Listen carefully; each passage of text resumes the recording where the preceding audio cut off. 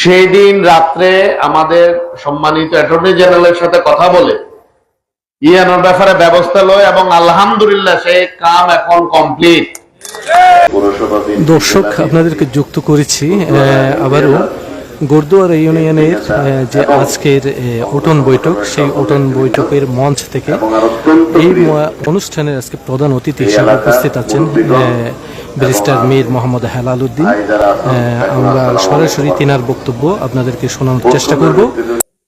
আরা মেহলত আসছিলাম এই দিলে উঠান বৈঠক এন্ডে আরা এক মাদ্রাসাত গেলাম, হুজুরের লোক হতা করলাম। সাইড দিয়ে যাইবার সময় বহুত পানি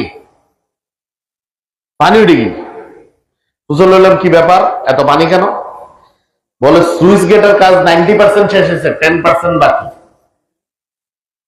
তো বললাম কেন বাকি?